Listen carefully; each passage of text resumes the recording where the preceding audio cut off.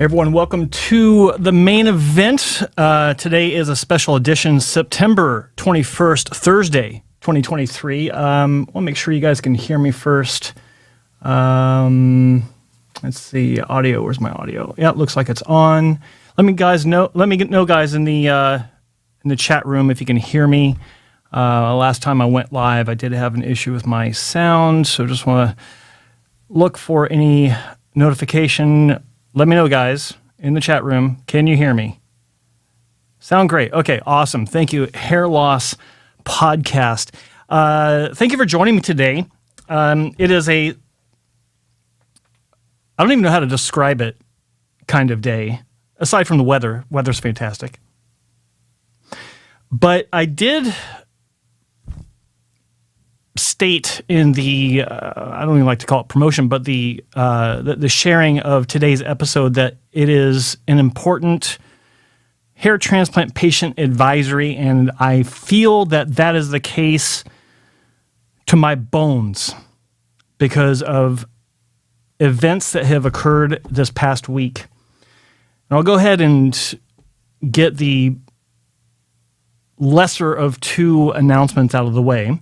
As of Friday, I don't remember what, September 15th. As of Friday, September 15th, I believe approximately 8:31 p.m., Dr. John Cole of the Four Hair Clinic in Alpharetta, Georgia, was removed as a hair transplant mentor accepted member. I normally don't talk about these kinds of things for two reasons. One, it's a very rare occurrence when I have to remove someone, or even if someone leaves, which has happened, which is fine. But the second reason why I don't talk about it is because it's no one's business. I'm not, like, if there's a reason I remove someone, I don't make them, I don't torture them with this over time. I don't think that's the right thing to do. This is different. And I'm going to qualify this. I'm going to take you on somewhat of a journey to maybe shed a little bit of light on why I came to this decision. Bit of backstory.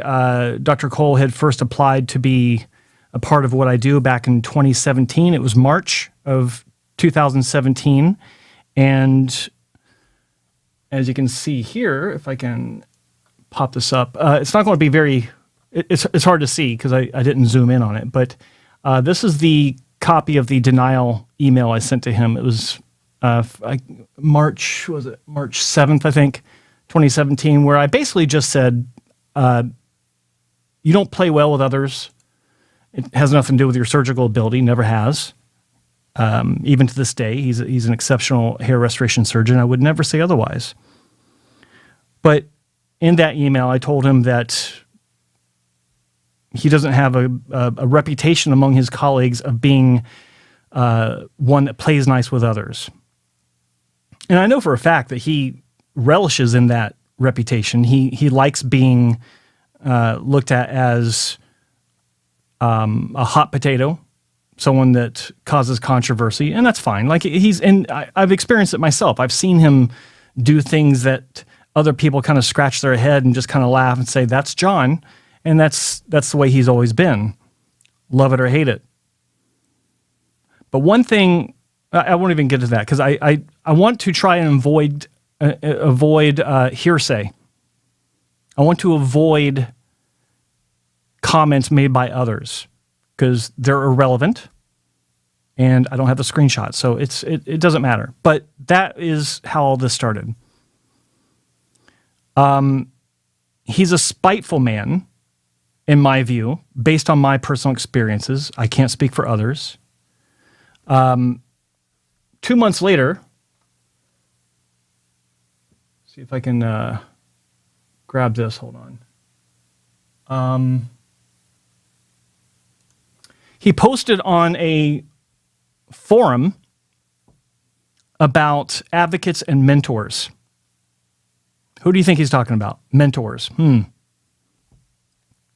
could it be? I heard a radio broadcast by a patient advocate. I remember speaking to him in 2005. I remember precisely where I was during the conversation, blah, blah, blah, blah, blah. He's talking about his problem with someone, and I'm not going to mention other people that have been involved with this because it doesn't matter. Of course, the same advocates and mentors have always failed to recognize all the other problems that strips cause dating back 2003. This was just some sort of rant that he went on based on his position against strip surgery versus FUE and all these things. That's fine. It's time for advocates and mentors to find a new avenue to make money because the internet has leveled the playing field. We don't need these advocates and mentors any longer. There was a time when these scoundrels served a purpose, so we had to put up with these fearmongers. Now we don't need them, and they have become a nuisance. Ironically, 2 months after I turned him down for membership. Now, kind of settled down after that. I didn't really hear a peep out of him for a few years. There was a situation that developed with a patient of another doctor that for some reason he decided to get involved in, and we actually had a clash over that as well, which was not pretty. Fast forward another couple of years, and I was working with him on a project called Global Hair Loss Summit 2020. And this was in, I don't know if it was in late 2019 or early 20. I don't remember exactly the time frame on this. He seemed to have changed. He seemed to have, I don't know, turned over a new leaf. Something in his. I'm not going to speculate. Like it's not fair. That's not what this is about. Something changed, and over the course of quite a while, quite a bit of time, I realized that maybe he has changed for the better. And so I did mention to him that if he was interested in reapplying, then I would be more open to it. Complete truth there. He said he'd be happy to, and the rest is history. I accepted him as a hair transplant mentor accepted member. 2020, okay, whatever. Thank you. So it started out great, no problems. I did see some things that, weren't my personal taste, but I have an open mind. My bottom line is patient safety. Does the clinic perform solid work? Is it natural looking? I've said it, I can't count how many times. The number one thing I look for is naturalness, and he certainly delivers, no question about it. He's not perfect. I've said this about every doctor I've worked with. I've said this about every doctor that's out there. If they've been around long enough to have a reputation of any kind, they have unhappy patients. Sometimes legitimately so, sometimes not so legitimately so because of, issues that the patient may have. This is just a fact of life. So I was surprised about 3 weeks ago in a private group that Dr. Cole had set up about 3 years ago on WhatsApp. It's turned into a fairly large group of about 120 doctors, give or take, and there were some non-doctors in there as well that he thought would be valuable. And being his group, Dr. Cole has been very active in this group, as he should be. A lot of discussion going on with regenerative medicine. Personally, I think that he's been focusing too much on this. And that's his thing. I can't fault him for that. He finds interest in that. It made me wonder if he was losing focus on his core business of surgery. My personal thoughts. I'm not sharing any thoughts from anyone else in this. Again, these are my opinions based on my observations of activities that are documented I have the entire group archived. I backed up the entire group so I can refer back to conversations as well.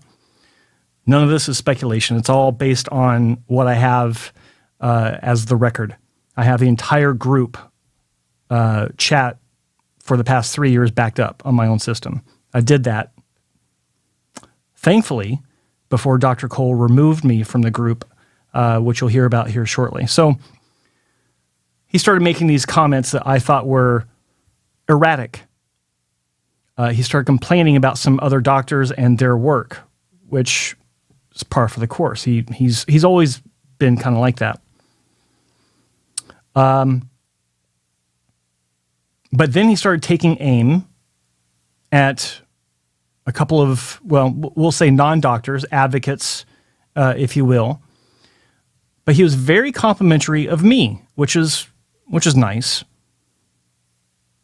But I didn't take his praise too seriously because, in my view, my opinion, his opinions change depending on the temperature. So I had a discussion with him. I called him to speak on the phone about some of the things that he was saying. I told him I felt like they were inappropriate in a group of his colleagues. Private, one-on-one, not a problem. But I felt like it was conduct unbecoming of a doctor, personally. I told him these things. And he asked me what I thought he should do. Now, I didn't tell him what to do. I just said, well, if it were me, I would apologize so we can all move on. This is all building up to the reason for his removal. To his credit, he did. He did apologize to the individual in front of his colleagues. That was fine. I was proud of him, actually. I didn't think he'd do it, but I was proud of him. To his credit. Nothing happened for the next week and a half, 2 weeks, until last Friday, the same subject came up again, and it escalated, or should I say, spiraled downward out of control. Let me find some of these screenshots I need. So, let's see, hold on. Yeah. So I think this is the next one. So in this Facebook or this WhatsApp group, Dr. Cole goes on to say, and by the way, I have omitted comments, names of other people involved, because again, this has nothing to do with anyone else. This is my experience, my observations, and my opinions, and my actions. No one else. You can see in the upper right-hand corner or left-hand corner, it says Dr. John Cole. This is his comment. I don't want my name associated with bad surgeons, because he's going on this rant about some bad work he's seen. That is your top-tier state, bad surgeons. You guys have a choice to redefine it or stay the state, which clearly isn't working. Not sure what that means. Promote bad across the board or find a better solution. You guys are not performing well. Get it together or I'll cut you all loose. Okay, fine. I want better. Find a way, my team. We are a team. We're not alone. I need you guys to step up. I don't know what he means by we're his team. My goodness, never suggest. Okay, so it's kind of rambling, talking about different forums, such and such. And you can come back and read this later on if you want to pause this. I just don't want to have to spend my time reading all this. You all want to pretend you make a difference while making it easy for those paying you to be a passive voice. I am not personally impressed by anyone other than Joe Tillman. I am pretty sure he will drop me, but he impresses me. Now, at this point, I don't know why he said that. Because we've been debating some things, and I challenged him on a few things, but I thought that was a very unusual thing for him to say. I've given you guys the ideas. I hope you find a better solution, because it's clear that your million people, again, don't know what that means, is far from inclusive. You guys make money while people suffer. This is the comment that really set all this in motion. Passive income to create suffering isn't something I'd want on my tombstone. You three, that one corner, I don't know what he's saying there. That, to me, was out of line. Given my history as a repair patient, having had 2 bad surgeries, having lived throughout my 20s looking like a circus act, being made fun of, and then taking on the role of patient advocacy while working for a top-tier clinic, where, by the way, I did not want to be a commissioned consultant because I did not want commission to or sales to influence my discussions with patients. Flat salary going in, and that never changed. That's a fact. So this was highly irregular and also insulting.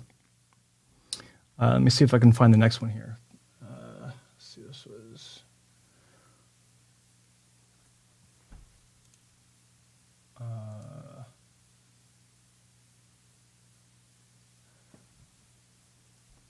I think I got this. Hold on.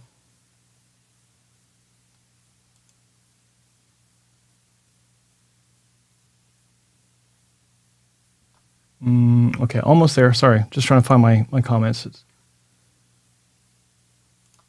Okay.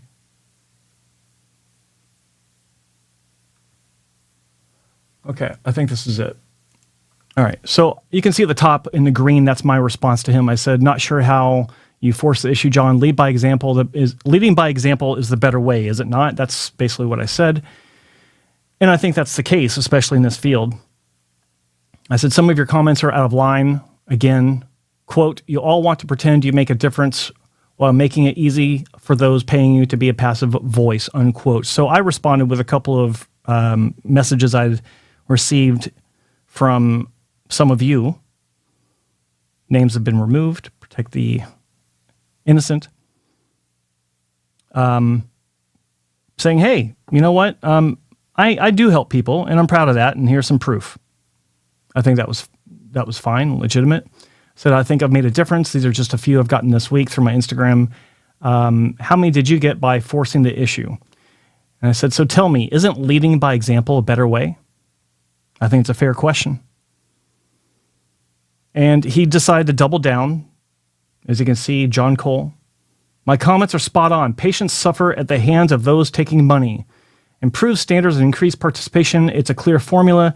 I've always led by example. People come to me because I deliver results. I quoted him. Patients suffer at the hands of those taking money. Well, you do take money, John, so I guess you're right.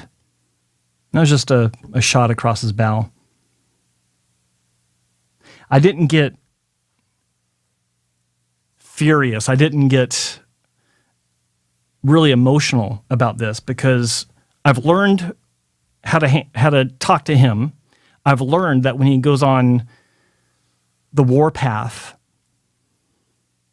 it's largely meaningless. But it was those last few comments that kind of pushed it too far. Let's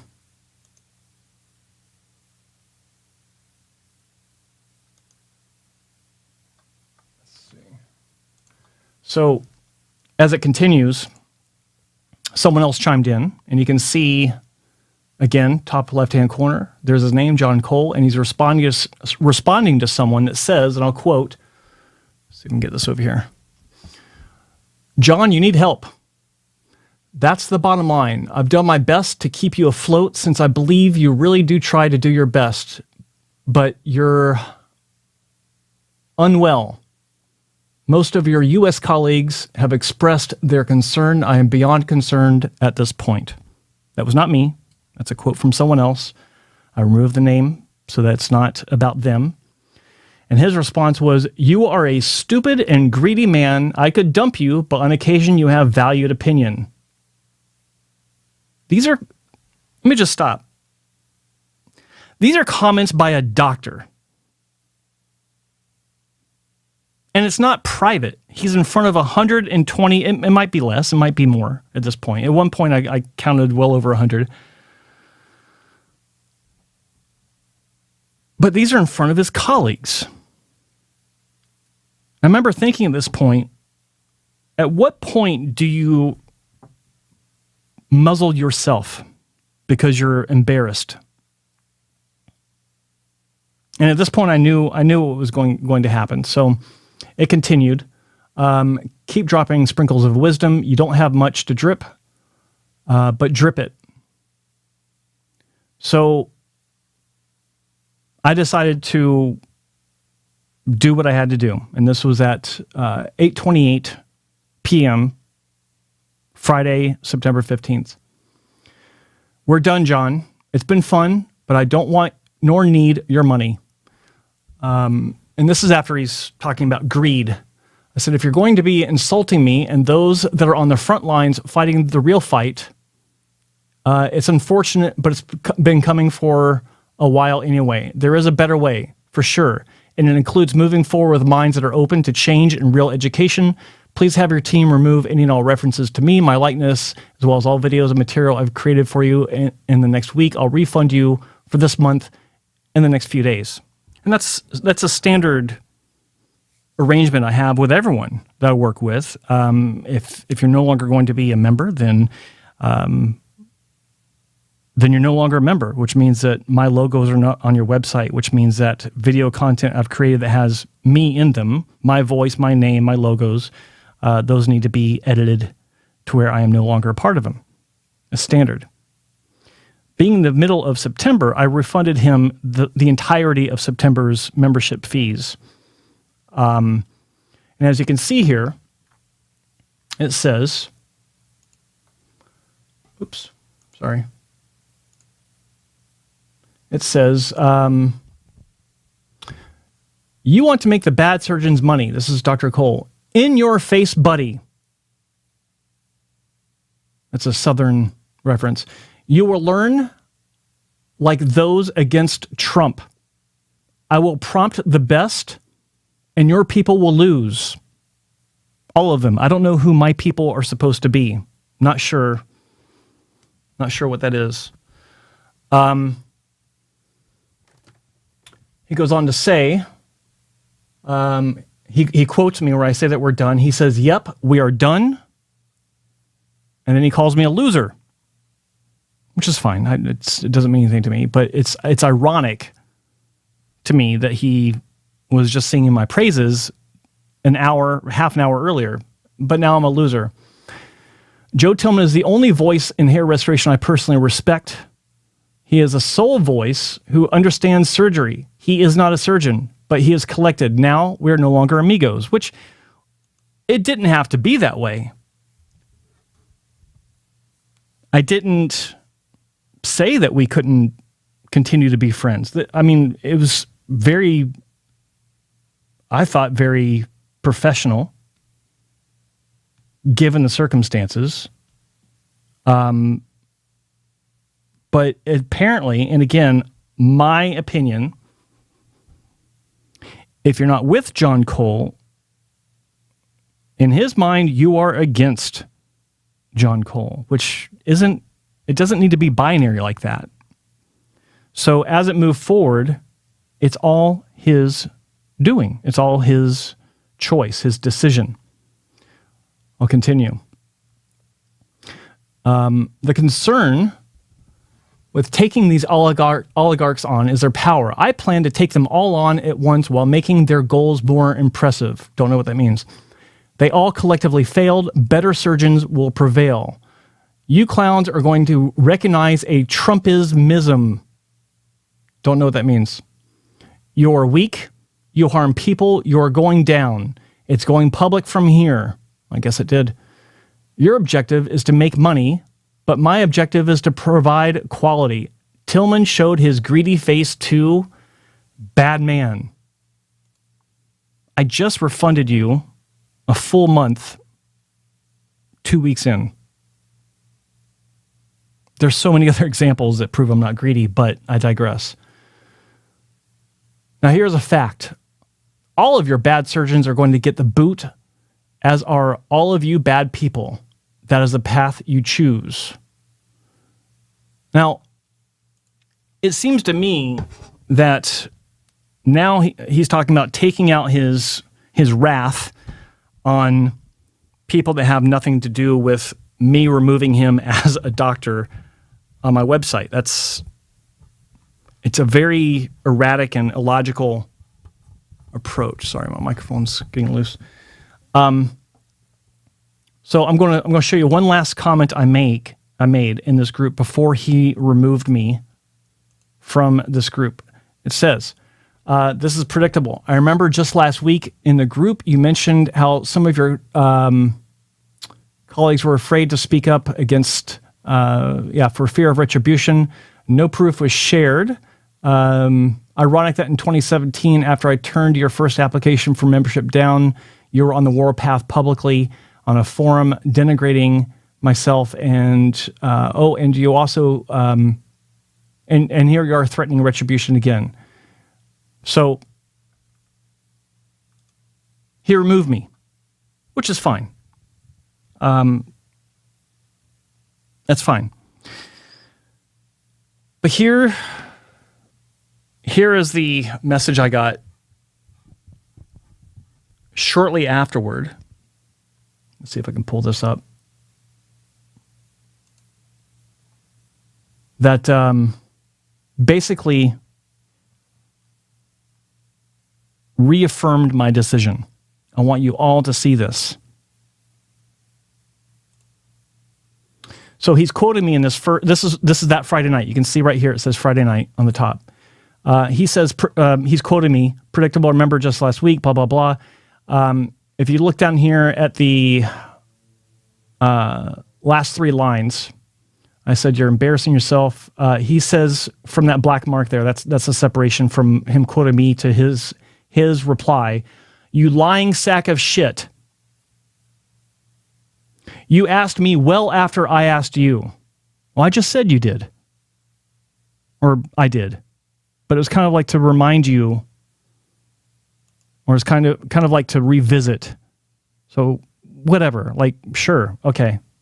Feel better? You asked me well after you. Duck you, dude, which is his iPhone's autocorrect not allowing him to say fuck you, dude. You know what it means to make an enemy for life. Well, you made him now, you bastard. I said, John, I've made it a policy not to ask doctors to join. That's a fact. I turned you down in March 2017. You went public in May 2017. It's all documented. I don't hold any ill will, given your insults and such. I know your heart is good, but there is a problem that I don't want to deal with. For some reason, you feel compelled to do things like this in front of others. Not sure why, but it is what it is. As greedy as I am, I just refunded your full September fee. I could have prorated, but nah, not worth it to me. Instead of making threats, it's probably a good idea to just stay in our respective lanes. Take care. So I thought that was, I don't know. I don't want to do the confrontation thing. I'm too old for this shit. 20 years ago, I was into the online confrontations. It was fun to have knockdown, drag out verbal engagements through text. Ooh. But this next one is serious. I'm going to cut back. Buddy, I am not interested in your opinions. I will die praising your... I don't know what he's trying to say there. You're the only one who ever got me to love something I did not love. Again, I have no idea what that means. We are going head-to-head thus forth. I will crush you and so. This is coming, and I will destroy you too. Anyone in my path will be destroyed. This is my mission. My base is all the physicians you have neglected. You guys will be all so fucked over. You all deserve a good fucking. Bad people deserve a destruction. Dr. Cole is coming. I will not settle until I destroy all of you. I will destroy all of your surgeons too. It's a mission. Your problem is very simple. You help people for money. I help people without expectation. Hence, you do not care about people. Thus, I can destroy you. I will do this. I wish you had not taken on this enemy, but now you have to die. I cannot allow bad people like you to survive. You must die.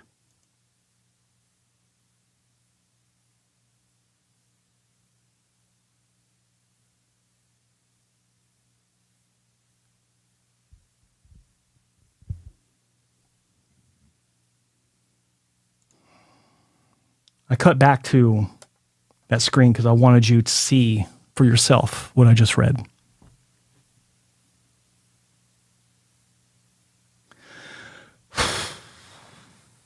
I told my wife about this, and she was freaking out. That was Friday night. And just for the record, here is the copy of my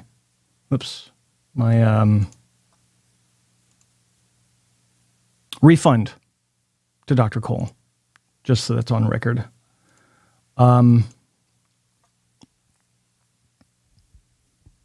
I spent the weekend hiking. I wanted to clear my mind.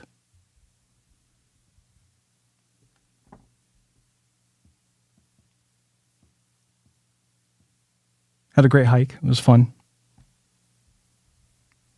Because I had a decision to make. And when I came down off that mountain, not to sound biblical,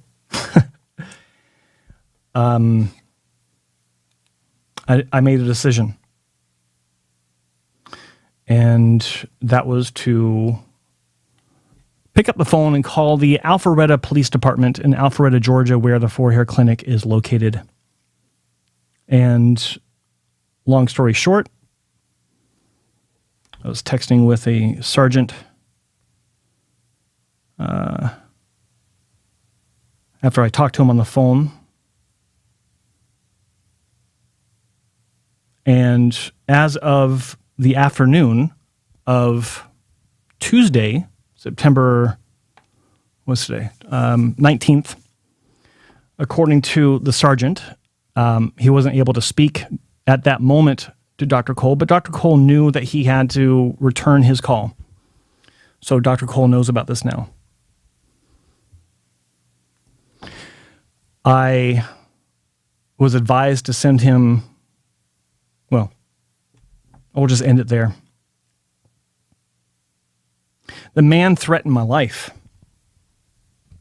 for the crime of canceling his membership as a hair transplant mentor member.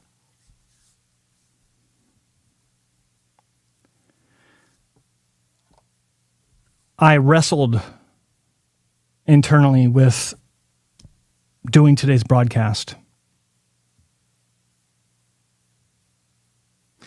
But I did it, or I'm doing it, because I feel it is my duty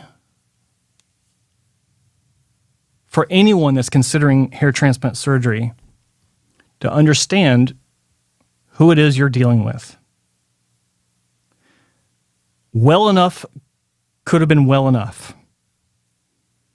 Tell me you're going to destroy me. Tell me you're coming, like, whatever. It's all meaningless to me.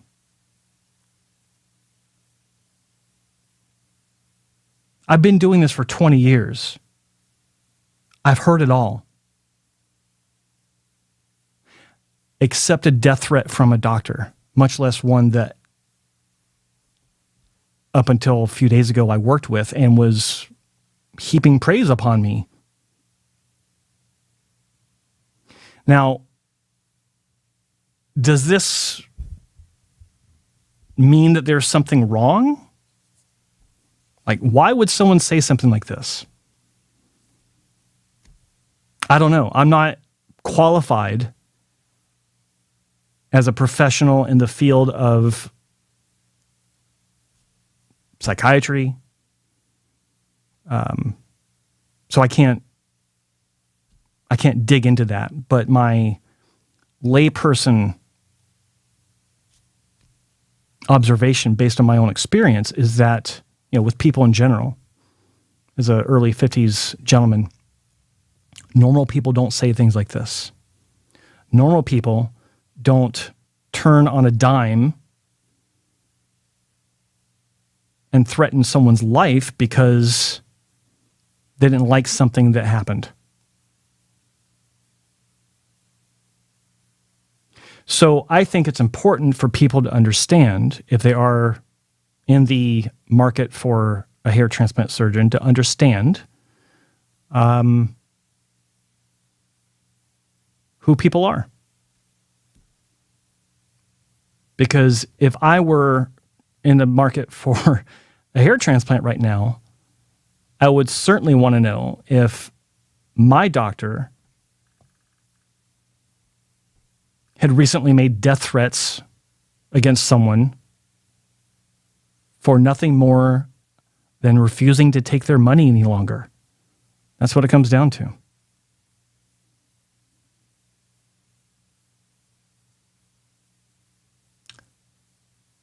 One 833-563-4247 is the phone line. It is open. I will take calls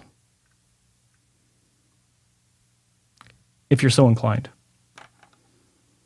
Talk about anything you want. I'm here. We may as well. But that, my friends, is why I firmly believe that the thumbnail I made for today's show, hair transplant patient advisory, is justified. Because in my experience, which I've just laid out for you, it doesn't get any more justified than that.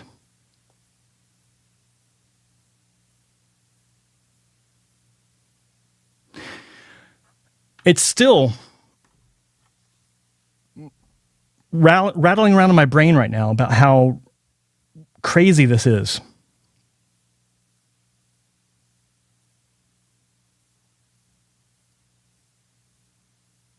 And it's not a matter of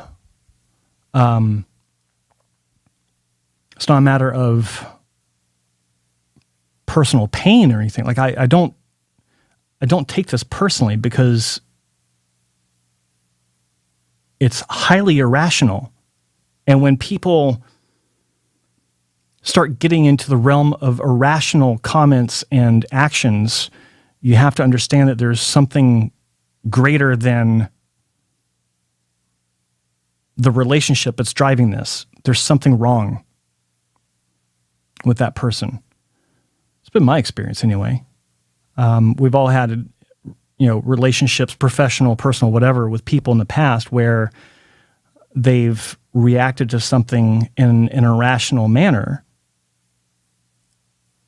And you have to understand that there's a reason for that.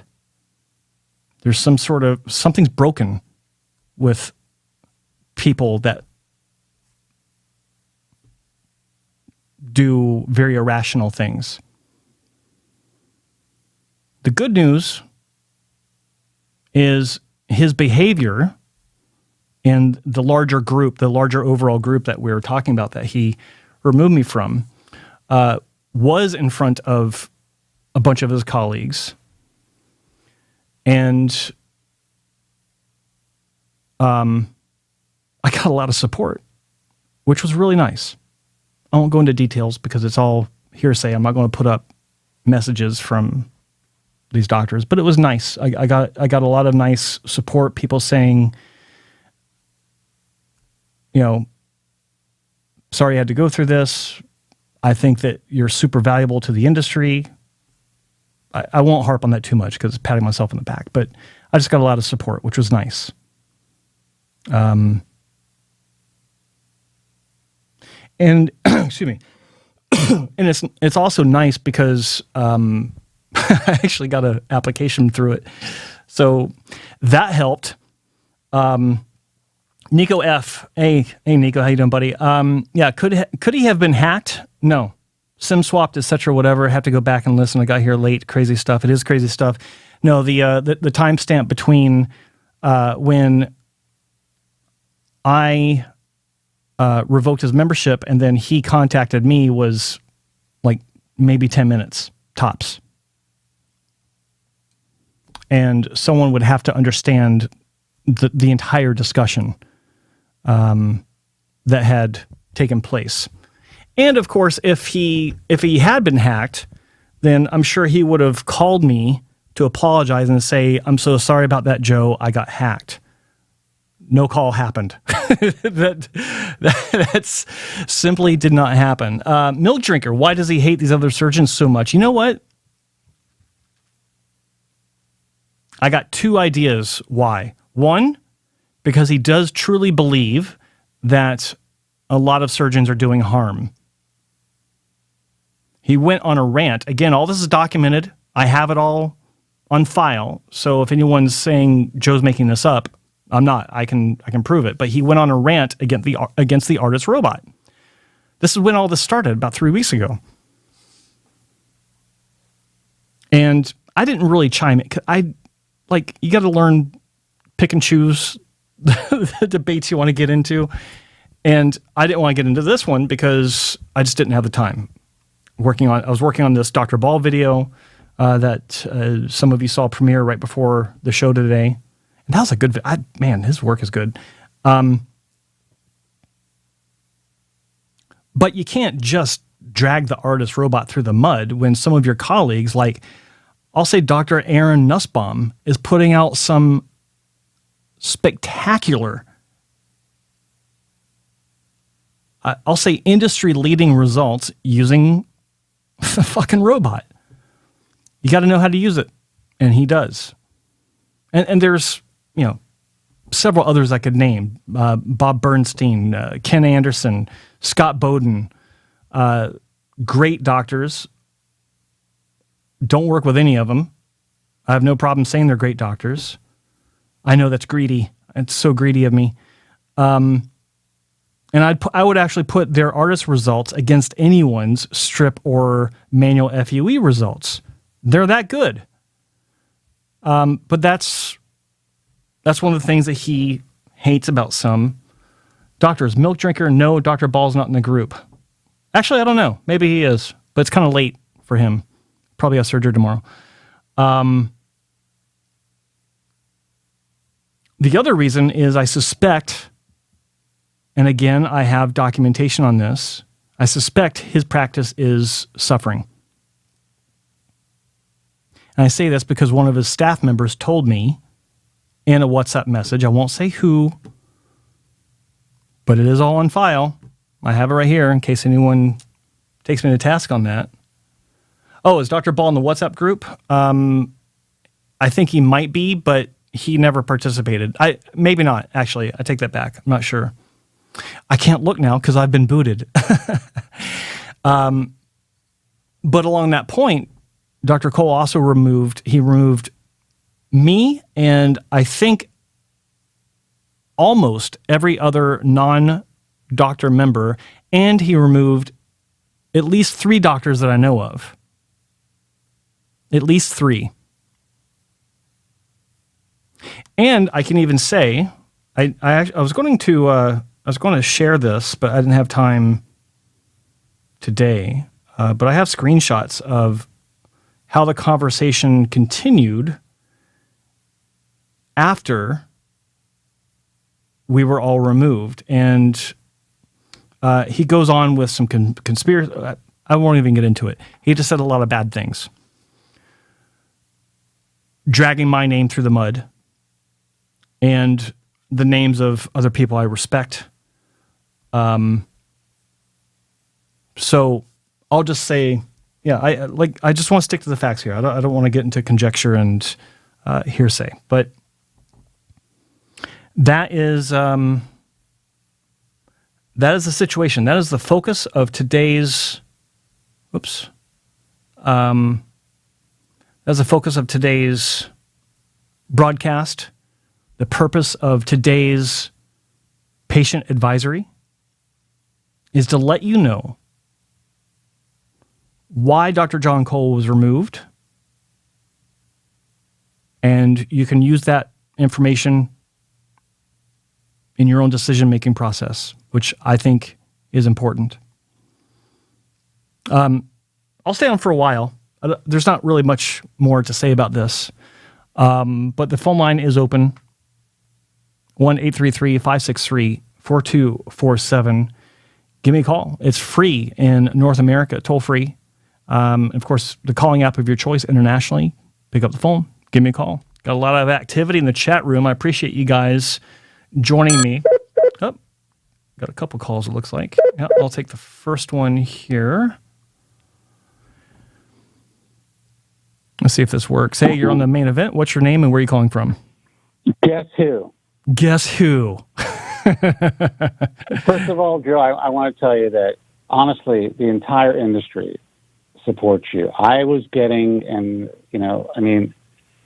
I told you this, but I had several of John's colleagues contact me privately, in full support, and kind of explaining some things about, some of the history. I don't want to put out any hearsay. Mm-hmm. But, he wrote me as well at some point. And, you said something interesting about his concern about possibly he's not doing well or competition. But, this text came out of the blue, and I have no problem reading it and showing it to you guys. He writes to me, your goal thus far he can't even write. Your goal thus far to put me out of business in Atlanta by adding some of the worst surgeons to your list. My goal is to put you out of business by exposing you for what you are. You're not a good person. And I just wished him luck. And what's funny about that is the surgeons he's talking about were obviously a part of the IHS when this guy presented me with an effing Lifetime Achievement Award. The first one at FUE Europe. Yeah. That speech is still online. In 2019, just 4 years ago. It was in 2018. But 2018, still, yeah. Everyone was still involved. The doctors that he's concerned about. Now in his mind, he believes that somehow these doctors were accepted into the organization. One has been with me for over, 12, 15 years, something like that. Just to somehow harm his business. So obviously something's going on. I hate to see someone spiral to this extent, but let's face it. We all know that this was a possibility. You and Specs and anyone else and everyone in the community have really tried to do our best to, work within these parameters. But, sadly, all of his colleagues are like, well, that's just John. What are you going to do? But I can tell you that, and I think it's important that your listeners know, during the Global Hair Loss Summit, while I did appoint him as the first scientific director of the summit, essentially he was unable to perform those tasks, and you were kind of the surrogate in that responsibility. Yeah. And honestly, if it wasn't for you, we would never have had the incredible schedule that we were able to put together and put on such a tremendous summit, even though John will take credit for that. Well, thank you. At first he quit. And then now that after it was very successful, it's essentially, it's in his bio. He has no problem taking credit for what I wind up having to do to make the summit I just think it's important. And again, I don't want to, this is not a bash fest. You dealt with something that was very serious. And I was shocked when I found this out. And everyone supports you, obviously. And, this is just an unfortunate situation. I mean, this happens to people. And, I know there's been a history of this erratic behavior for the last 20 years.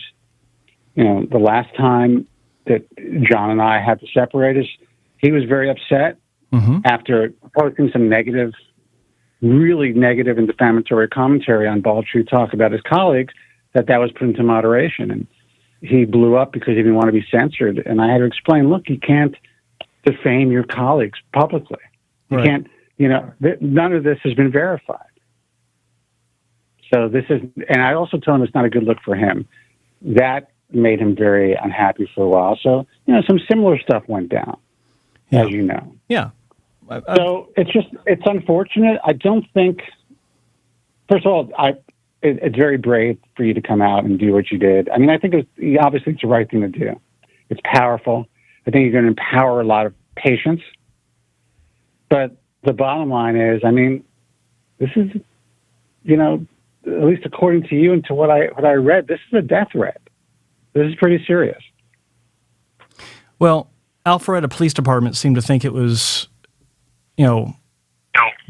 serious enough to warrant a discussion. And,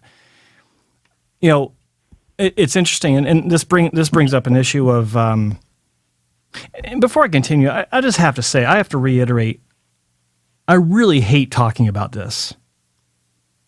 Like the fact that the last that thing. Let me finish. The fact that I have to pick up. I'll let you finish. But the fact that I have to pick up the phone in support of you for this bullshit is insane. Yeah, in my view. So I just want to put that out there, and I know what you're about to say. It's just the fact that even being in a position where I feel the need to talk about this makes me ill. Like, it makes me ill. I feel sick to my stomach. But I do think that it underscores.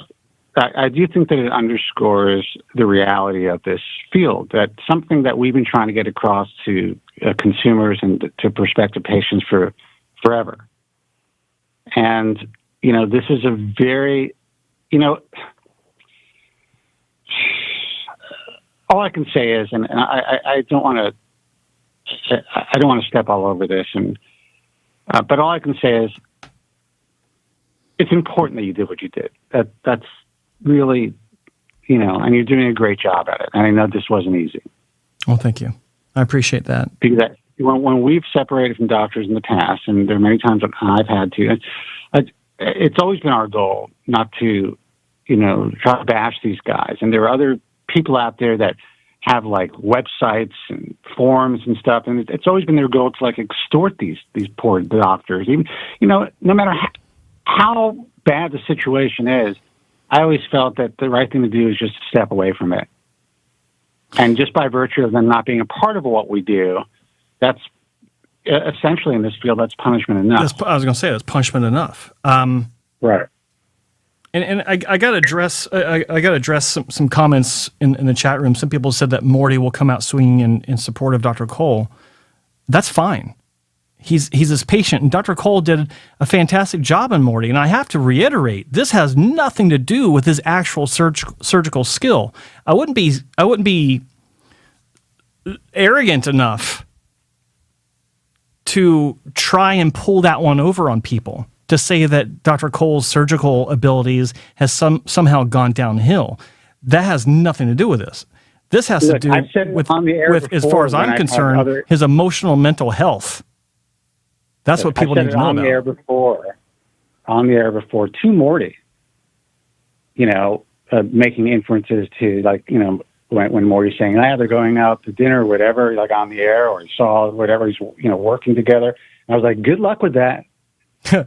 Because, I understand the reality of it. But to your point, there's no way. When John Cole called me up, I was still living in New York. And this is right before we started the IHRS. And there were doctors who we were working with who were initially in the original The Bald Truth book. He called me up, introduced himself, and he said that he could transplant circles around every doctor in my book. And I was like, well, it's a pleasure meeting you.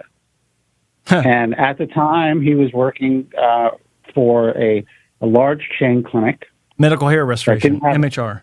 Right. That didn't have a great reputation. Mm-hmm. But I did ask around about him. And eventually, when we started the IHRS, he did apply to the organization. I told him what we were planning on doing. He did apply to the organization, and he got the thumbs up from a lot of the original doctors. Mm-hmm. The work looked good. I was like, great, come on board. So we've had a relationship for, well over 2 decades. Yeah. And unfortunately, as you read, he'll come out, every few years, and something unfortunate will be said or done or whatever it is, and we kind of have to figure things out. And my goal has always been, look, there's so few guys with really good hands who could provide good surgical services and provide people with a fighting chance. So to eliminate somebody purely for, being a prick or having, some erratic behavior, it's difficult in our position, mm-hmm. And I think that you may have struggled with this before at some point, but this is a whole new level. Well, I did struggle with it when he first applied, and I actually took, I don't remember how long I took, but I remember taking quite a while to actually mull it over. I talked to I talked to several doctors, which is what I do when I'm considering anyone. If they know of the doctor, I want their opinion. And I won't say what the opinions were. That's not the point. But that and my own experience and my own observations of how he works with others, what he says about others, made me come to the conclusion that he was not the proper fit for what I do. And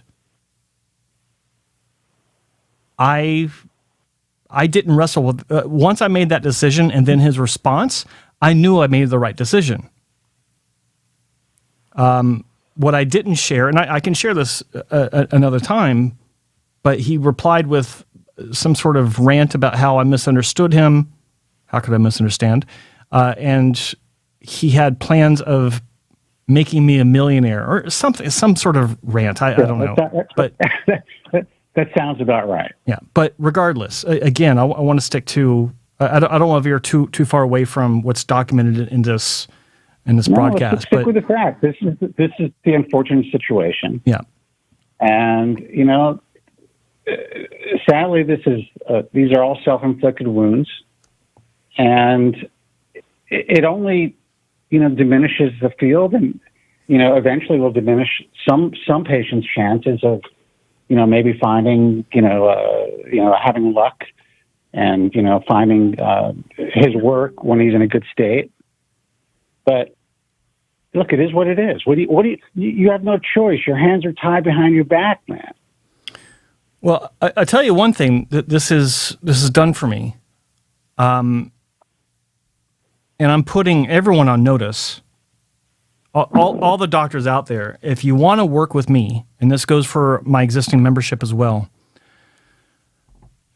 One of the things I didn't like about John's team was the way that they would promote themselves through newsletters and social media. And I had discussions with him about it where I thought it was kind of tacky. I wrote about that to him directly in the group, and again, for me, and we operate a little differently. My thought was always, all right, I disagree with a lot of this stuff, but when someone sits in his chair, there's a much greater chance they're going to have a good outcome compared to sitting in somebody else's chair that they may have just found on the internet. And that's kind of the way I've always operated. But these are all, it's just a very difficult situation. And I have to say that, that what you just read, everybody, is fucking frightening.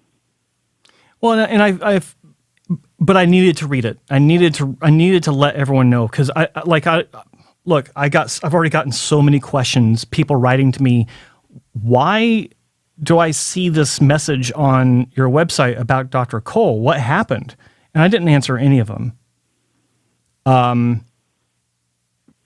But to get back to my point, I want everyone to know, I'm making a commitment to my subscribers, my viewers, my students, as I call them sometimes, and I'm putting everyone I work with on notice, or that wants to work with me. I'm not going to accept you or work with you any longer if you're advertising surgical discounts based on, if you're a veteran for the month of July. If you're a veteran, come in, we'll give you a discount. Or Mother's Day sales. These aren't used cars that you're selling. This is surgery. Now, if a veteran comes in and you want to give him a discount because he's a veteran after he's already said, I want to have surgery, that's fine. But you cheapen the industry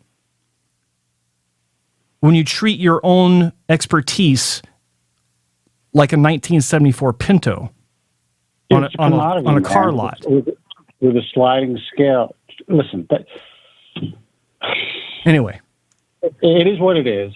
but I think really the salient points that you made about just this type of what would anyone consider to be extreme erratic behavior, the rants of an unhealthy mind.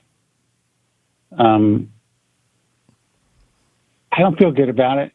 It saddens me, and it kind of saddens me for him. It saddens me for the field, but honestly, I've been in crosshairs forever, but to be in the crosshairs at this level, you got to take care of yourself and your family and the patients who depend on you.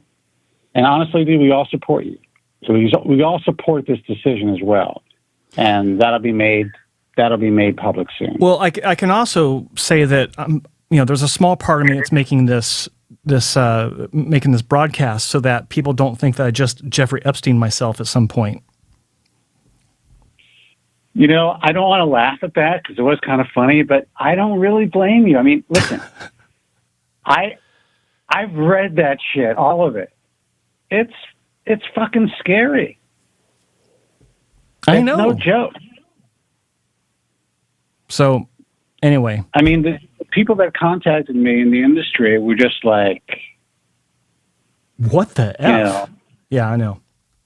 There were comments about, and I don't want to make hearsay, but I have all the receipts for everything. I have receipts for everything for the last 26 years. That's what's funny about all of this stuff. But... for F's sake. Sorry. General sentiment was that they support the efforts of, the real advocates in this industry, that they know the level of work and how many lives we've been able to touch, and that no matter what goes down, they support us. Yeah. And, I know that you've had personal notes to that effect as well. And to everyone that has written to me, thank you. I do appreciate that. It's very kind. And in fact, during this broadcast, I've gotten several messages as well. So thank you, everyone. I was actually surprised. There's some people that I don't really have that much of a connection with as far as on a personal level, who were willing to reach out and just say some really nice, kind words. And I really appreciated it. So, I mean, look, in general, there are some really good people in this field who are doing their best to treat patients, and they respect the work that we do because it only enhances their field. And privately, Mm-hmm. So, yeah, man, I just felt compelled to call. You did a great job, but it breaks my heart that you even have to deal with this shit. Well, My challenge has just been processing it because it's unprecedented in this field. Not to say that death threats haven't been shared amongst colleagues in the past. Like I know you've gotten death threats from anonymous persons in the past. I've had vague, from anonymous nobodies, but from a professional, a colleague in the industry that actually has clout, has a strong reputation in the field in general, but also has a reputation amongst colleagues for I have to say that erratic behavior. I'm going to be honest with you. I have to say that the clout really extends to he's big in Korea. Anyone who's well, it used to be first language isn't English. He seems to have a lot of clout with at this point. Well said. But that's actually a good point. Yeah, that clout is diminished. That's a little inside baseball there, but yeah, you're right. You're right. So, we can continue, but I had some calls coming in, so I'm going to let you go. But I want you to take the calls. I just felt compelled to call you and tell you that, look, everyone, like all the real players in the industry, support Joe Tillman. Thank you. I appreciate that. All right, brother. Good luck. Thank you, my friend. Bye-bye. Bye. 1-833-563-4247. Had some other calls coming in while I was on there with Spencer. You're welcome to call back. Only got one line. But by the way, a quick announcement before another call comes in. I have committed to investing in a second line for Europe, so Milk Drinker can finally call in. And no excuses moving forward. And to address Milk Drinker in the chat room, no, I wasn't talking about Dr. Jeffrey Epstein. It was a cultural reference for the English-speaking world, native English speakers. Yeah. Anyway, got a call. All right. Hey, you're on the main event. What's your name? Where are you calling from? Hey, Joe, it's Lauren from Los Angeles. How are you? Lauren, I'm doing fine, sir. How are you? I'm great, and it looks like you had quite an episode. But what I wanted to say is thank you for shepherding me through a very interesting place in my quest for hair on top of my head. Before I sort of knew who you were, I was like, I had a hair restoration procedure from someone that was on Spencer's Bald Truth. This was 10, 12, 13 years ago. Mm-hmm. I did great research, and he was great. Mm-hmm. And then I looked at my head. I'm like, holy heck, where did everything go? And so I started researching. I found you, mm-hmm. and your not insistence, but your passion for staying away from the knife as long as you can was really good. I ended up going on a minoxidil propecia diet that my first surgeon I like that. never said anything to me, and that was a weird thing to me. Anyway, and what I did was, before I got onto that, I went to one, I guess you call them appointment or whatever, and and I was feeling a little weird about it. I couldn't really put my hand around it. Then I went to your website, and I found two physicians, and one of them was focused, professional, current, enthusiastic, passionate, no bullshit. So, two things. Thank you for keeping me off of the knife for as long as I can, because, dude, in 2 or 3 months, I'm actually seeing results. It's insane. Bravo. It's insane. Good for you. So anyone who's listening to this, really take note, because, try to stay away from that knife as long as you can. If Thank possible. you, Lauren. It's very great words, and thank you for what you just said. I appreciate that. I really do. And I'm glad that it's worked out for you. Amazing. Like it's crazy. And I, this time next year, I'll look at my head and say, okay, so do I go to Dr. Frankenstein or not? And it'll be fine, Yeah. Well, you bought yourself some time, and it allows you to absorb it and have a clearer mindset when you do decide to make whatever decision you make. So awesome. Good luck with it, buddy. And as always, keep me updated. Okay. I want to follow along. Thank you, sir. All right. Okay. Bye-bye. Bye-bye. That was a great call. Thank you, Lauren. Line is back open again, 1-833-563-4247. Today is Thursday, September 21st. You're watching the main event, and boy, was it an event today. If you're just joining us, before the next caller comes through, if you're just joining us, I've been explaining to a lot of people that have been writing to me over the past week when they saw the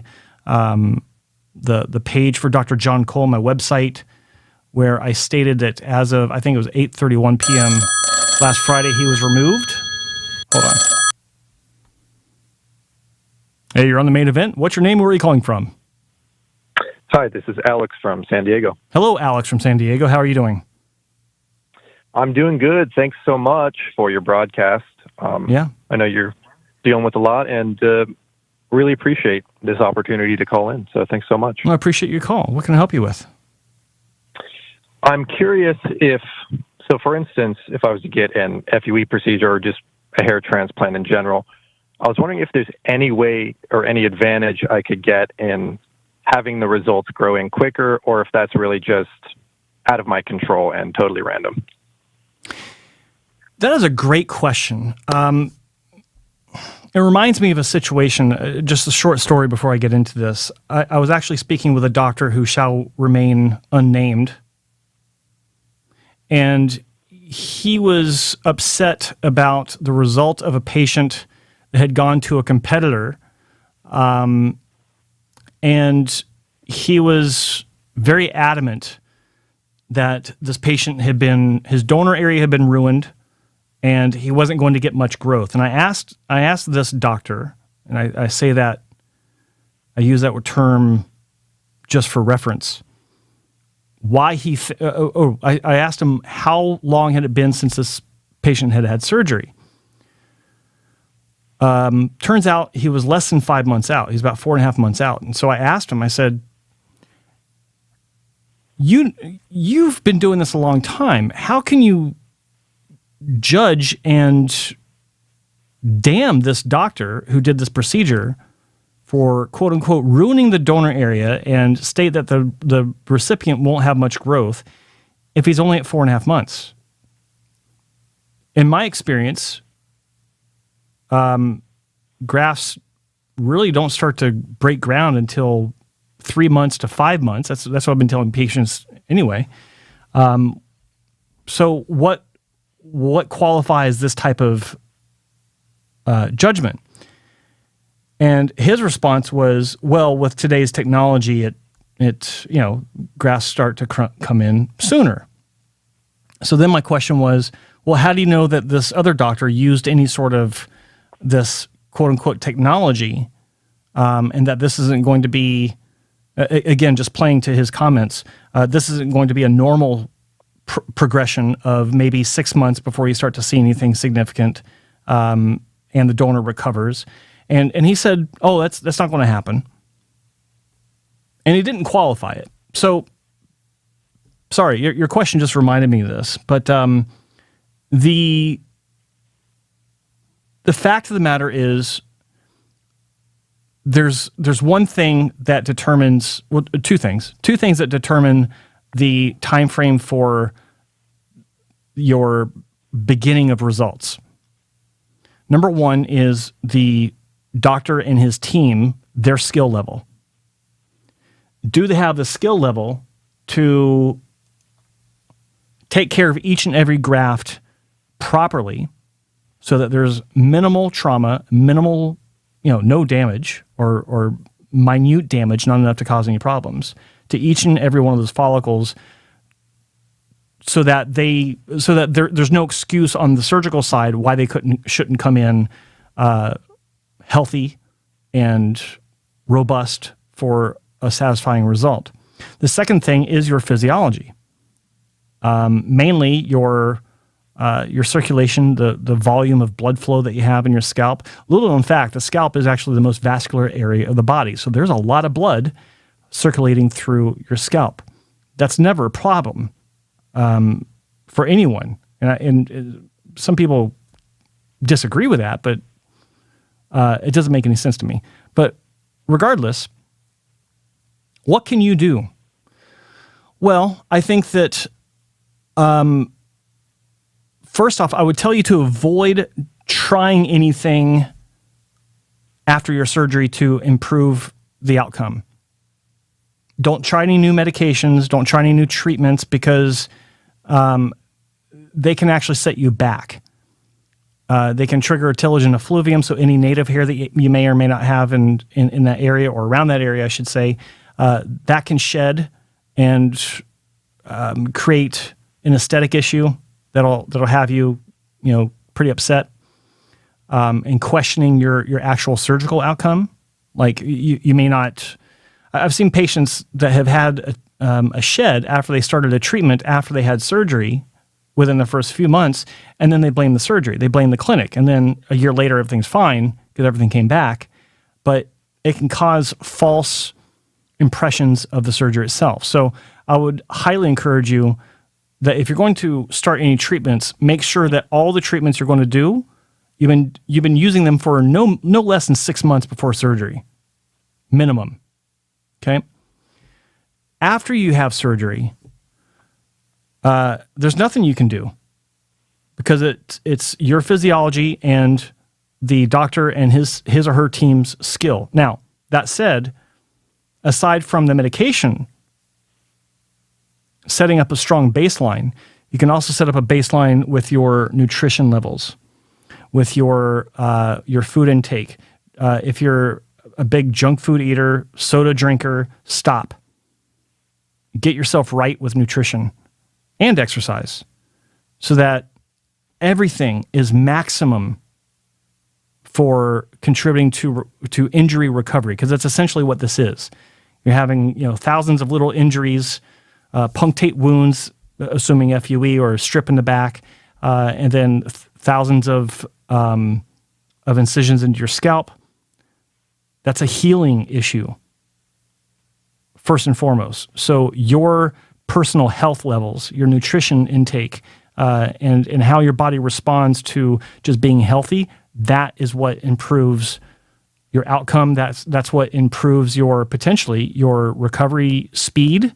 You could potentially have some graft sprouting sooner rather than later because you're just a healthier person, assuming the surgery side is A+ across the board. Does that make sense? Yeah, absolutely. There you go. I have spoken. What are the questions you got? That's mainly it, and I thought about switching to brand name Propecia, but I'm thinking after you said that, maybe it might just be wise to stick with the generic and not try and mess with anything. If it's working for you, yeah, absolutely. It is, but they changed suppliers. I've noticed. Keeps did about maybe like a year or 2 years ago, and I've noticed a little bit of increase in loss, but I don't.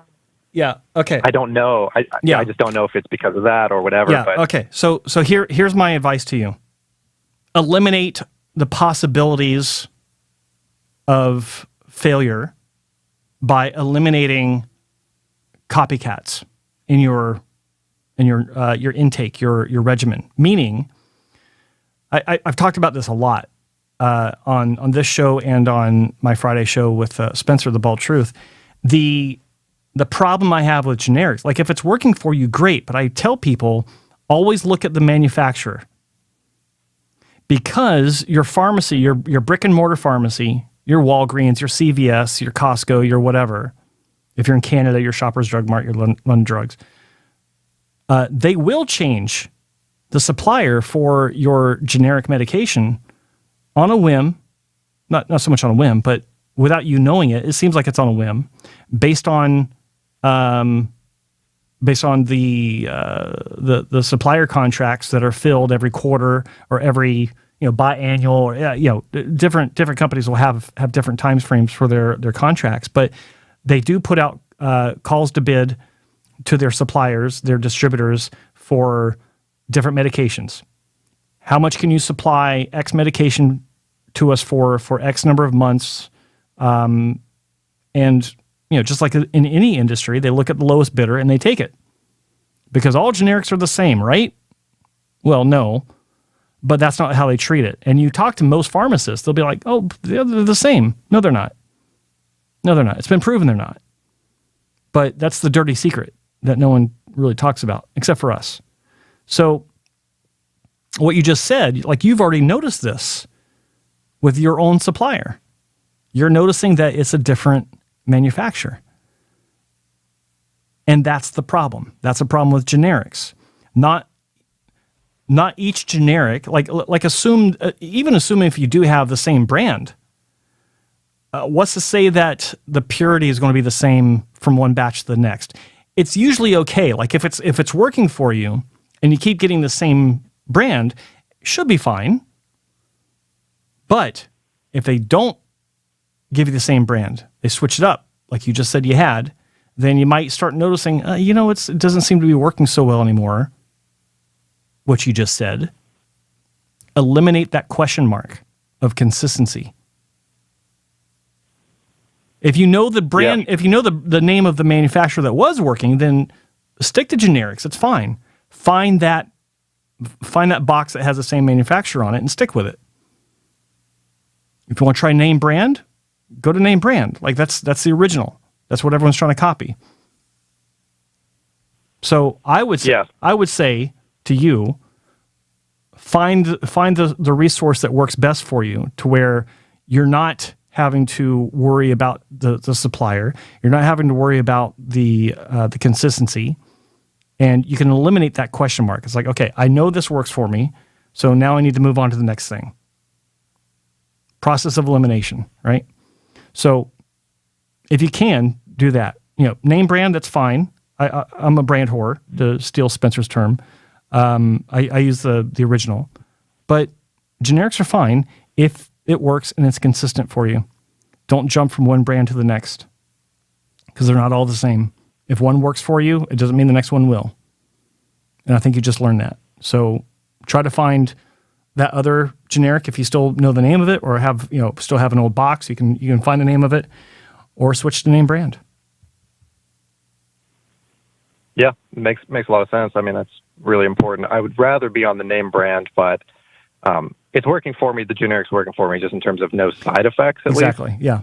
So I'm scared that if I get on the name brand, oh no, like maybe something else would happen, or like a shed or some sort of side effects. And if I'm considering surgery in the near future, maybe it's best to just not mess with my routine now. I respect that. I respect that. My personal feeling is I don't think that you'd have a side effect from the original when you haven't been having the side effects from the copy, which does the same thing. So I don't think that you'd have a side effect from that. If the generic is working for you, then I think it's reasonable to assume that the original would work for you and have the same side effects or lack thereof as you're having currently. But that's your call. That's your call, your comfort zone. I totally get it. Just trying to provide some logic and simplicity, because it is in great demand as far as I'm concerned in today's hair restoration world. So I hope that helps give you some clarity on how to move forward. No, thanks for your feedback. Really helpful. You're welcome. And thanks so much. Thanks for taking the time to do this show. The opportunity is greatly appreciated. All right. Thank you so much. Take care, buddy. Thank you. Bye. 1-833-563-4247. Those are some great questions, and it's interesting. He noticed that his supplier, what did he say, Keeps or Hims, I forgot which he said, changed the supplier of the generic without telling him, but he noticed it. Very few people do. That's good for him. Good for him. Let's see, just checking in. I got some messages coming through. Thank you. Got some more support. I really appreciate that, people. So line is still open. 1-833-563-4247. You guys can call in, ask me anything. It's nice to be in this. How'd that happen? It's nice to be in this mode now, because it's a little bit lighter. I don't need to.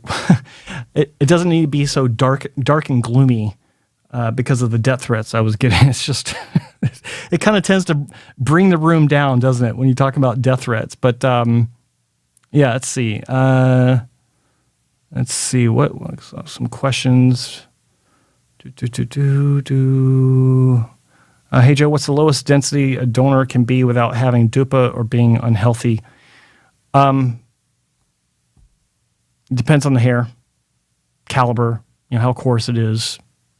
It's usually a patchy type of thing. And I don't mean actual like solid patches. That's a different issue. But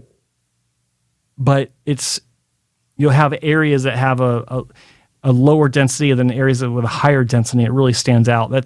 It's an obvious thing that stands out. It's not so much a benchmark for numbers per square centimeter. I hope that makes sense.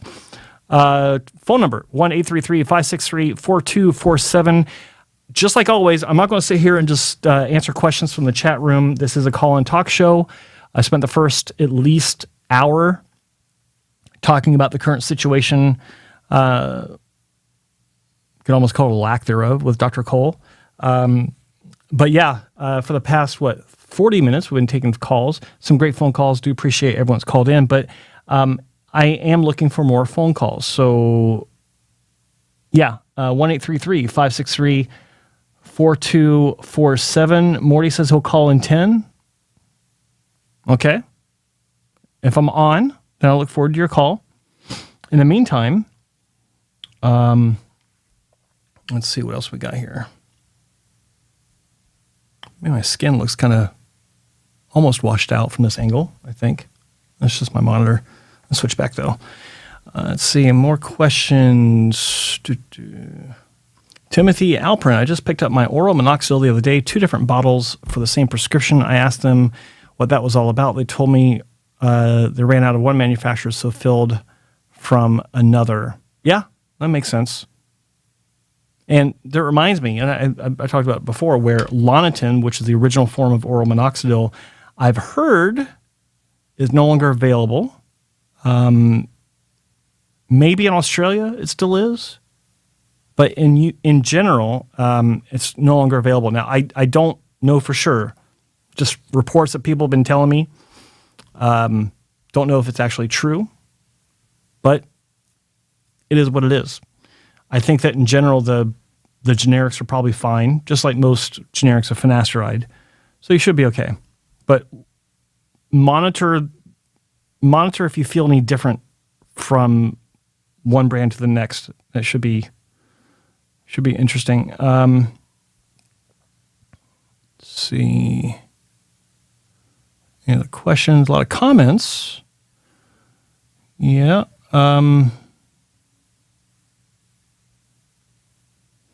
Yeah, he's having a bad hair day. Sure, that was it.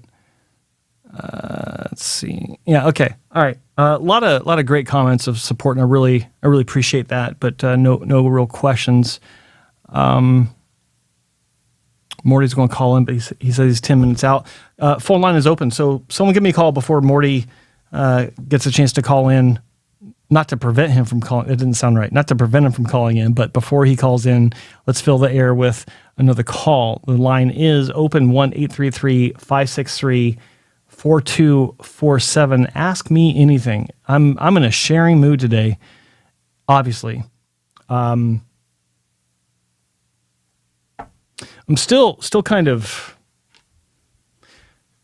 just put this in perspective. I'm, if I can do that. This was tough for me today, not because I'm afraid of Dr. Cole. That has nothing to do with it. Hey, caller, can you hold for just a moment? Of course. Yeah. Sure. Sounds like Nico. I was hesitant, and I'm still wrestling with this episode, not because I'm afraid of Dr. Cole. I couldn't care less about him, and the death threat was crazy. Got my wife really upset. But what I've been wrestling with is being public about it. Because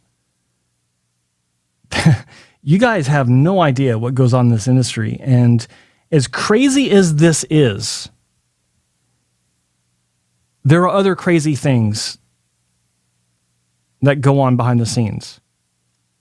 At a lot of these clinics, the drama, you wouldn't believe the drama that goes on with a lot of these clinics, a lot of these doctors, a lot of their staff. I had I keep getting this close to start talking about some inside baseball with complaints I've heard about Dr. Cole's staff, but I don't want to share it because I can't just throw the letter or the email or the DM up on the up on the screen. And to be fair, I don't have validation. I don't have or verification from the person that was complaining. So I'll just leave that. But this is not something that's done. You don't normally, people in our industry, for the longest time I've been in it, for 20 years, you don't go public with things like this. You might talk about things in discussion boards or in private chat groups now that those are more common. It's just something you don't do. And when I was talking to some of the doctors I know about this, there was the, well, that's him, that's John kind of response. And then when I told them or shared with them the meat of the issue, they were blown away. Like, this is truly unprecedented.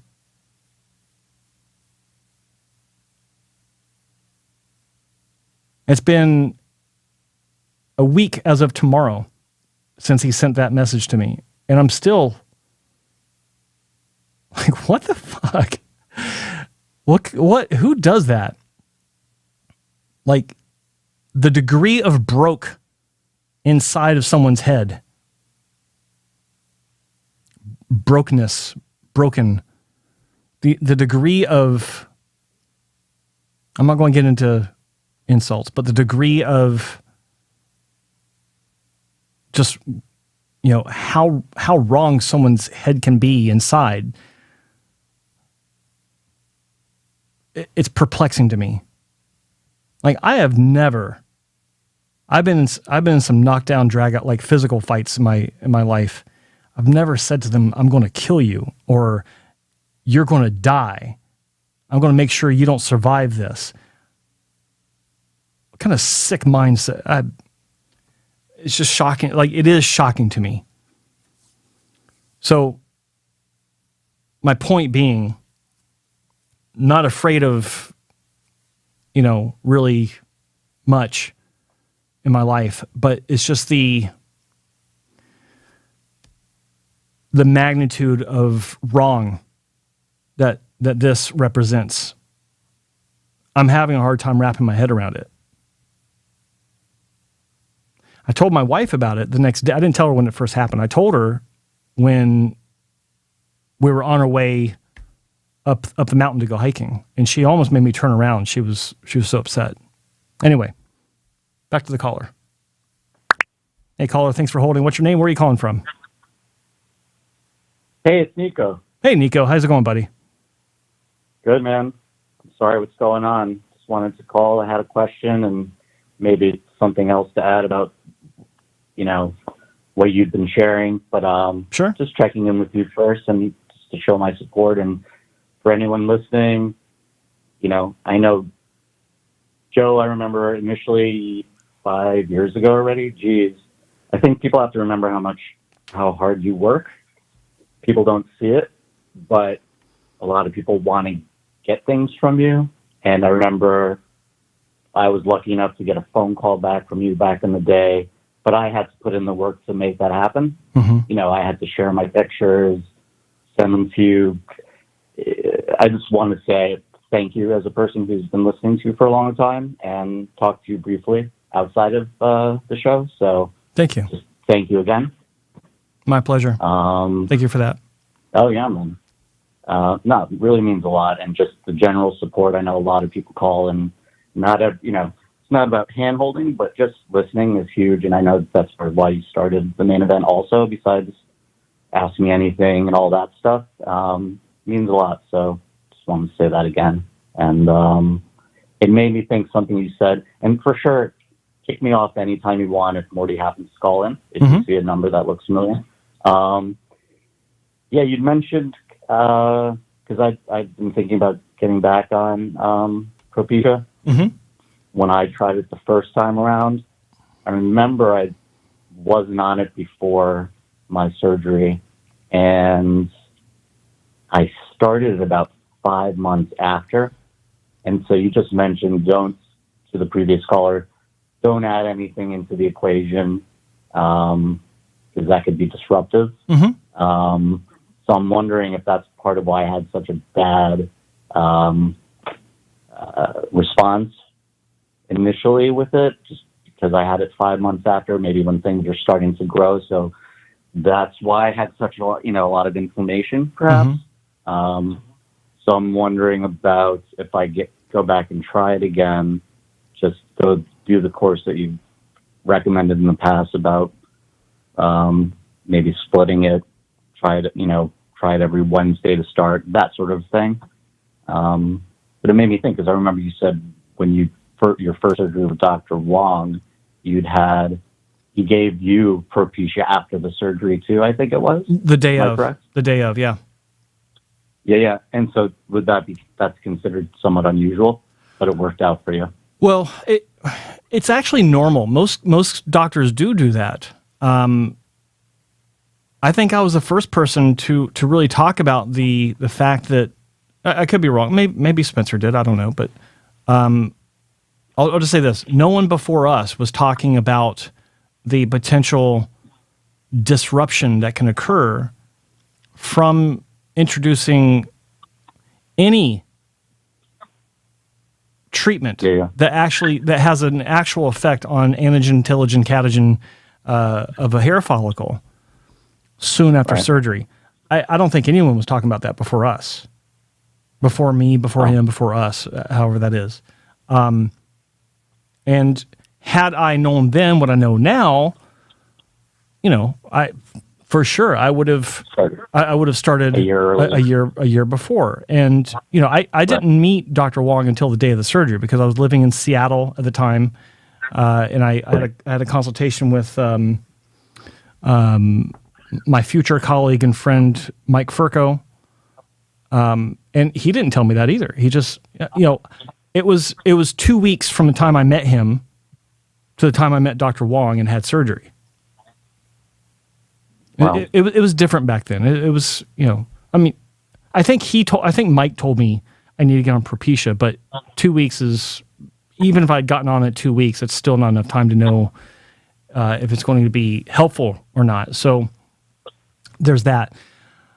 But in your case, as far as the inflammation goes, anything's possible.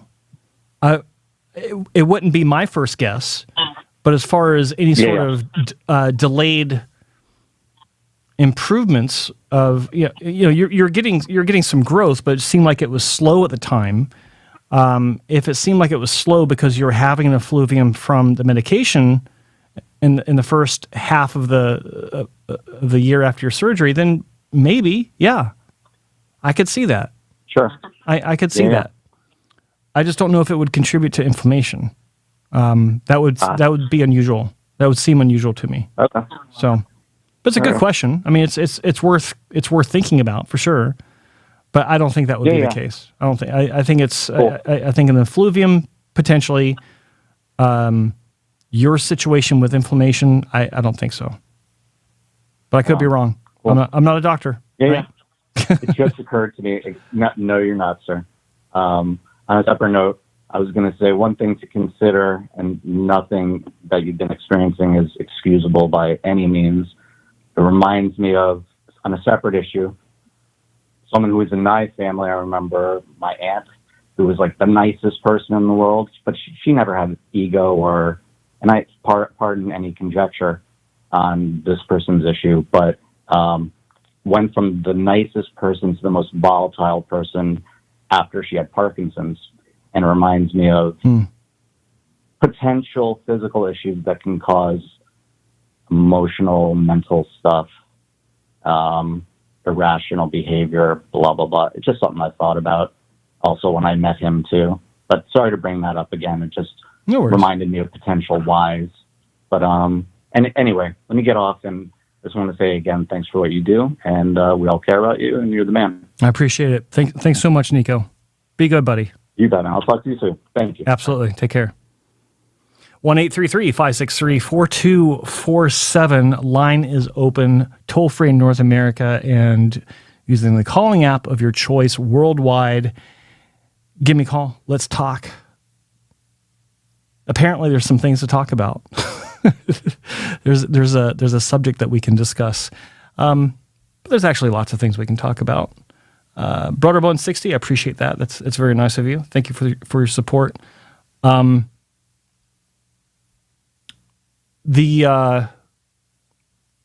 having to kind of temper myself a little bit because I'm being reminded of thoughts I've had about the situation and memories from having dealt with Dr. Cole over the years that I won't go into because it is unrelated for the most part. And actually not really. Just the erratic behavior. It actually does tie in, but I'm still not going to go into it because I don't think it really contributes.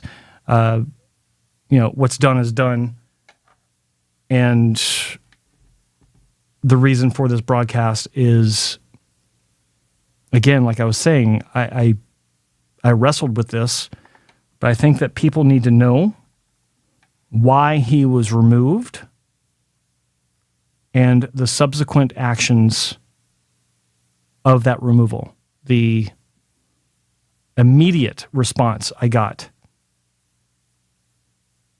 I've removed people in the past, and it's always been one person, actually, and it was, no, two, actually, and it was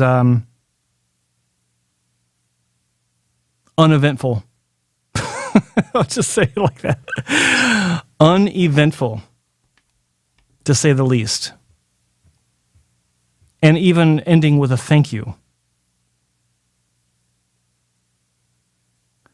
So, yeah, I keep pausing when I'm talking because I'm reflecting on the craziness. Because I am still, like I said before, trying to wrap my head around this. And it's unfortunate. Someone mentioned earlier that if it was in such and such state or something, or something else would happen. Part of the challenge right now is this is an international incident. I was actually advised. I called Alpharetta Police originally on Monday, and they told me because I'm on Canadian soil that I need to speak to my local department. I did.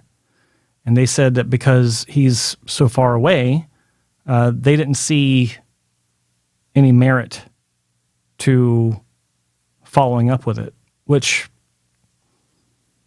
whatever your opinion is of that's in the current state of affairs in the world, I can't do anything about that. So I revisited and spoke to Alpharetta Police and explained the situation, and they asked a few more questions that actually opened up some more detail, and then they were like, okay, that kind of changes things. We'll have someone call you.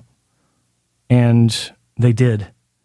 Actually, it was a sergeant in his squad car on his way over to the clinic, but unfortunately, dispatch had one part of the address wrong, and he was on the other side of town. So that didn't work out. He was actually going to go to the clinic and speak to him face to face. That didn't work out. So last communication I had was, and he had to be, the sergeant had to be vague with me.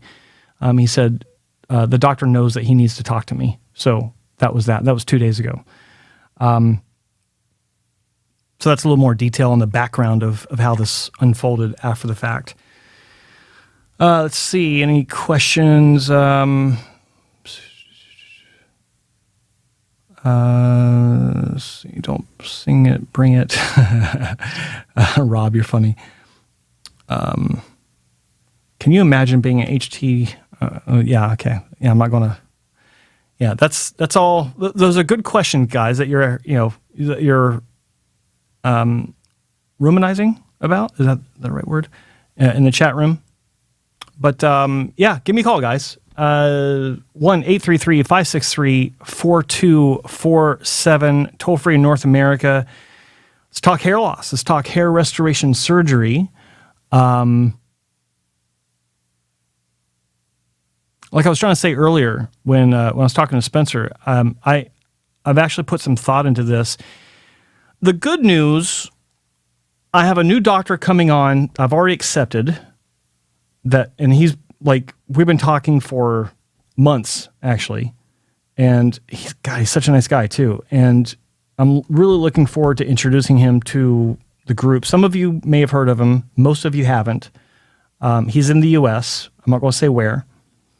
Then I have, excuse me, another doctor that actually contacted me yesterday that will be, that says he wants to revisit his application because he did apply before. And then after I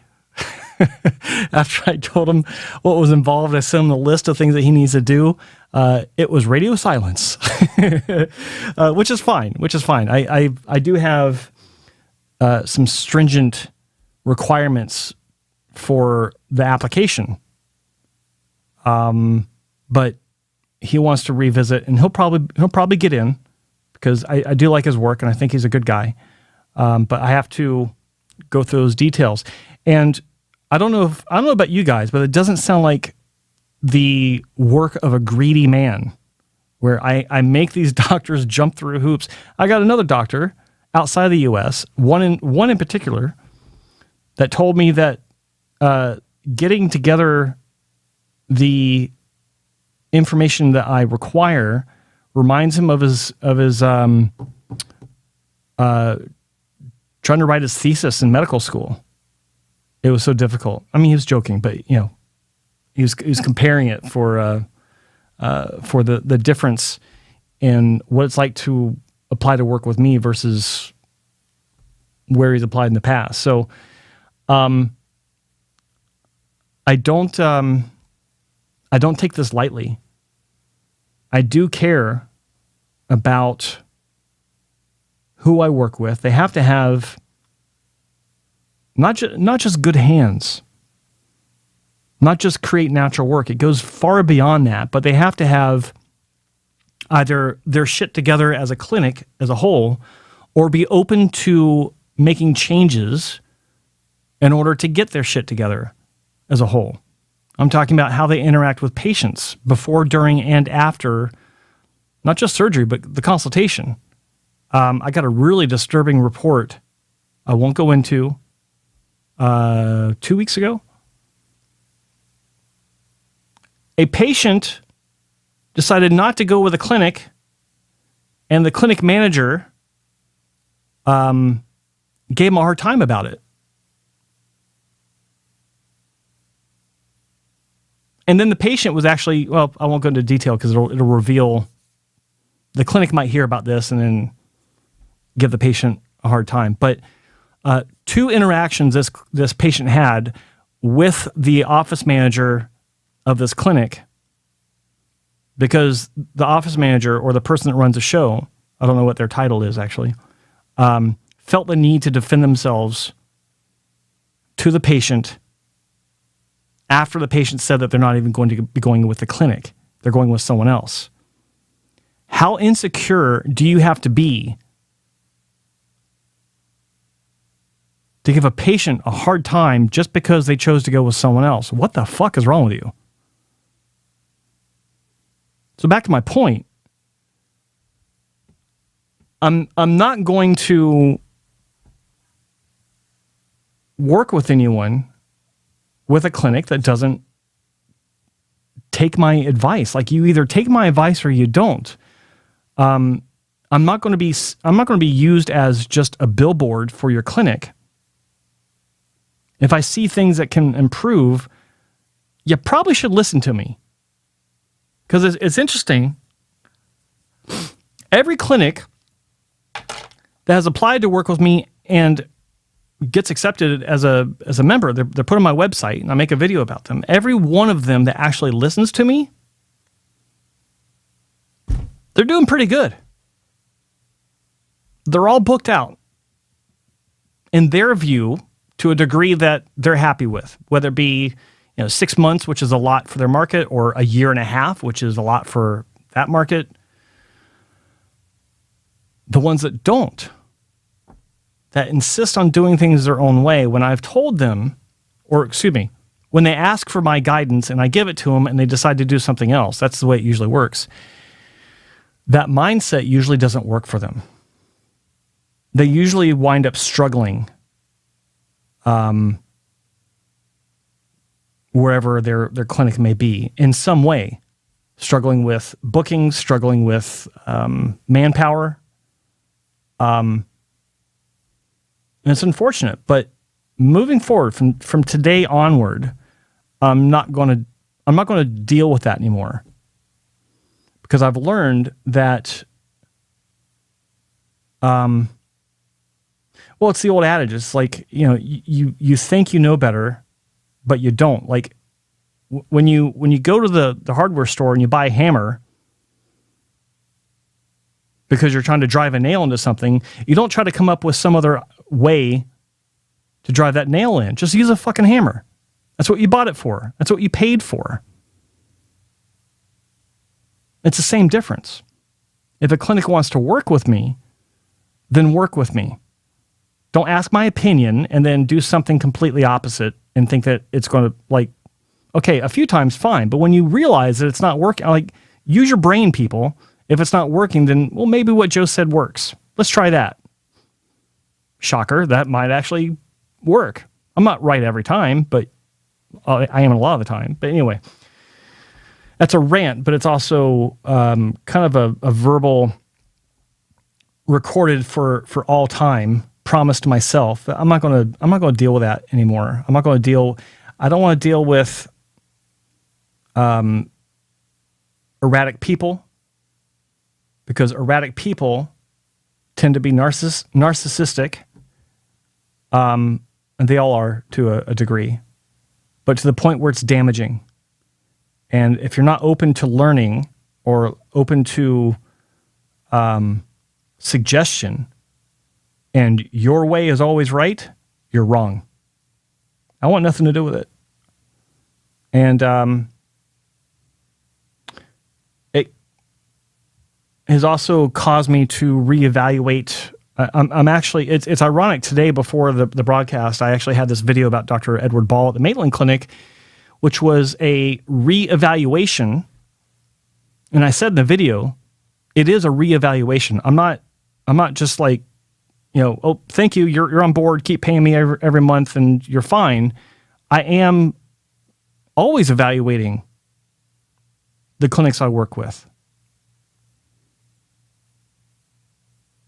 So it's causing me to really take that seriously. More so, I always took it seriously, but I'm actually going to be spending the next few weeks not just looking at the work of the clinics I work with, which I'm doing another video where I'm going to be updating you guys on another clinic I work with and their results over the years since they became members. But I'm also going to be evaluating my relationship with them. Do I feel like they are a part of what I do just for the association?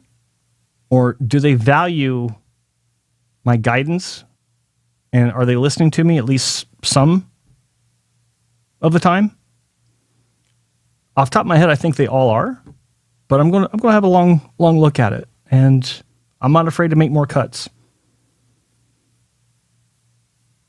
I almost made a cut last year with one of them, but they came around. So anyway, no Morty. Let's see. Any